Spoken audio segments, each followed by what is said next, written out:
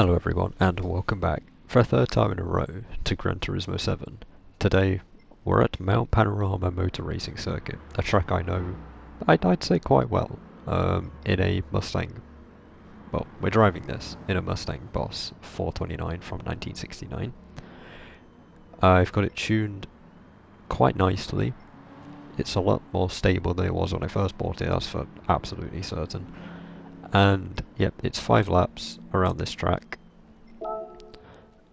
And as I said, I've got a decent bit of experience around this track, so let's do it and let's hope we can win and keep it out of the wall, because this is a track where you have a very good chance of putting the car in the wall, because you are so close to the wall at every occasion. I do like the track though, because it is a very... I like tracks with high punishment if you make a mistake. It's not the easiest track in the world to overtake on, but I say that we've got some really good straight line speed on this. I mean, this is a suggested 700 event. I'm in a car with 644, and I can still blaze past people like this. You know, around the outside of that C2 Corvette with no issue at all. A Stingray there. That is going to try and hold it, but not happening. I've got too much grip. First lap is purely just going to be me trying to get my eye in, so I can start to push a little bit more. It's a track that rewards bravery. Like, if you're brave on this track, you can put in an unbelievably fast lap time. But, as I said, it's a track with very small margin for error, and you make an error, you get punished hard. These are concrete barriers around here. As you can see, there is not much room for error. So misjudgment from you, or from another driver, like that, it just completely cut me off in that focus. That was close. Luckily I reacted in time. Best place to overtake is probably here or down into turn 2. I mean, you've got some good speed being carried down here. The Corvette, a bit shaky, so I'm just going to dive it down. And again, I made this livery. I just, I thought, you know what, let's keep it. It's a Mustang, let's actually make it look like a Mustang. Let's keep a Mustang livery on it.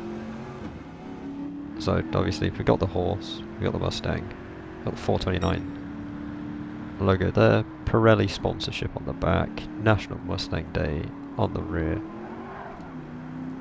window. Just got a little bit of steering. Put the car number to 429 as well, because it makes sense. It makes sense. It looks like a bit of a classic livery. It's classic with a slight modern twist, so it's nice.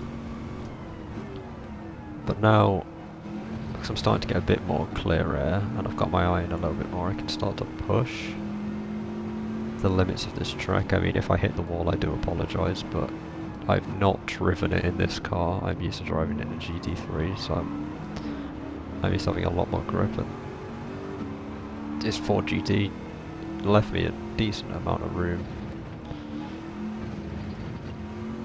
And we're through.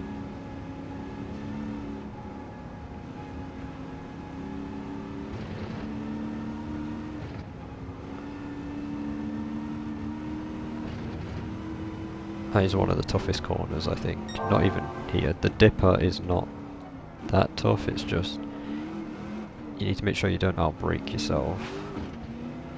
Don't understeer, don't oversteer.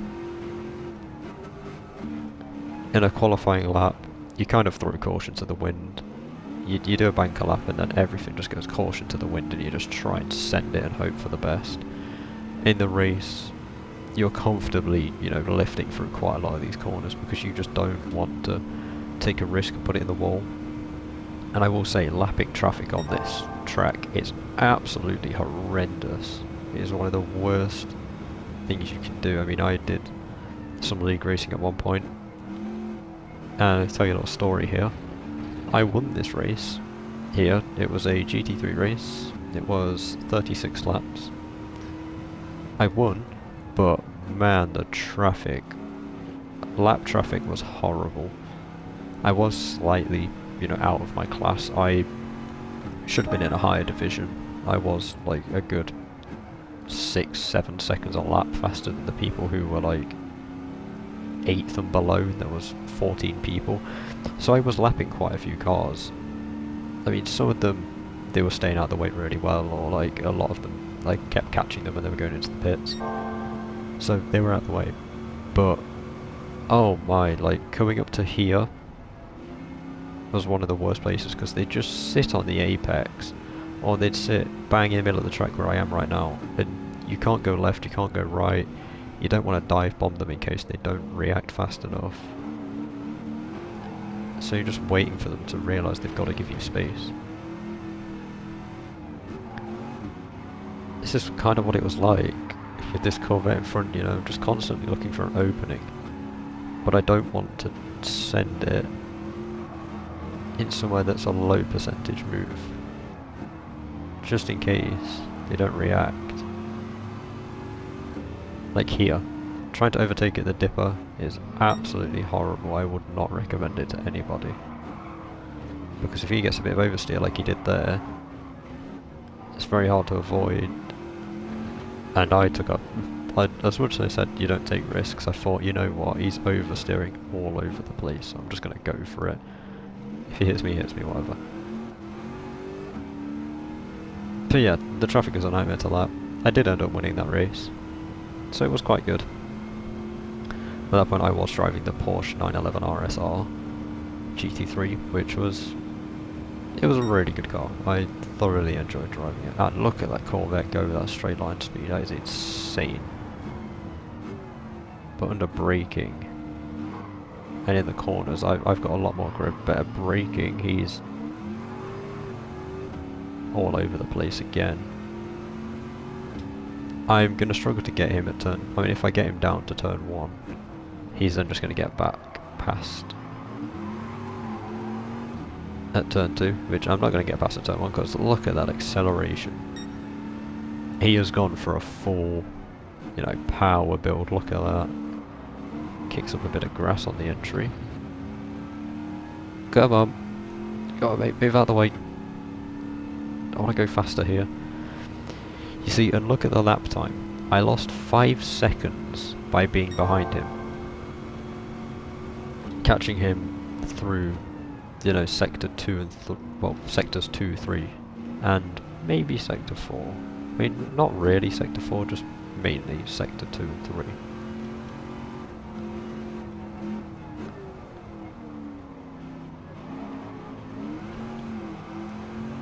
I need to get him at a fairly early corner here, so I'm going to have to take a bit of risk. I just hope he reacts. The acceleration is just too good. He's hit the wall. I got the code to make sure I leave some space, and I'm through. And now I need to push here and just try and gain a bit of ground so he doesn't catch me going down the back straight, down the run.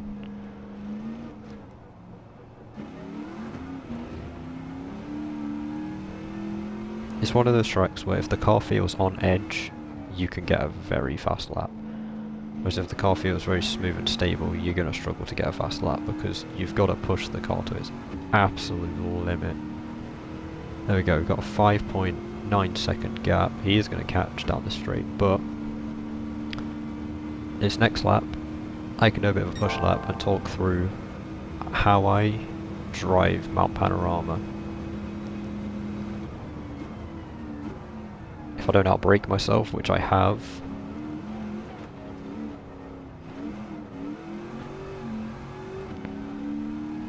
perhaps don't brake that late. I forgot I wasn't in a GT3 car. I broke at the GT3 brake marker, which was suboptimal, to say the least. Right, there we go. So, I'm going to brake at the 100 meter board. I'm going to coast a little bit, start to put the power down. You run out, up the curb, on the exit. And now, it's just getting your gears right. Get the gears right, coming up the hill, I mean, he is actually catching me. There we go, 7 tenths, nearly 8 tenths up. 100 meters again. Keep it steady. You can go up this curb here, run yourself out wide. You want to kiss this curb. Then here you want to go wide, close to the wall on the entry. Start braking and turning. Nice, pretty gentle on the throttle control. Well, on the throttle application here again, close to the wall on entry, close to the wall on exit. Again, close to the wall on the outside, close as you can to the curb on the inside, close to the wall on the exit. Run the curb, brake a little bit, just full power as you turn. Now here, as you get to the sign, you start braking. And this is where you want to keep it nice and steady. You can cut that a little bit to make sure you don't take too much grass on the entry. Close to the wall there, close on the inside once again. Now here, close as you can to the wall on the entry. I got a bit oversteery. You'd want to get a really good exit here because this is such a long straight down the run and it's downhill. So the braking zone is a bit earlier than you think. Now here, this little kink coming up, it's flat out in 90% of cars. If you have to brake for this, you're doing it wrong. Now I'm going to brake at 150 because this thing has got a lot more speed than well, than it's got braking power. Close to the curve and just nice and smooth. 100 meters here, got a car in the way, so it's going to completely compromise the apex. But you'd want to take that apex, go on the curb on the exit. And that, right there, was a pretty fast lap, considering the car that was in. Bit oversteering at times, but there's the lap. And it took only 11 minutes, 6 seconds to get 5 laps out of Mount Panorama in a Ford Mustang Boss 429. So, there you have it. That's that done. I think there'll be one more episode of this, and then, well, maybe one more episode of this, or it'll be Teardown or Hitman.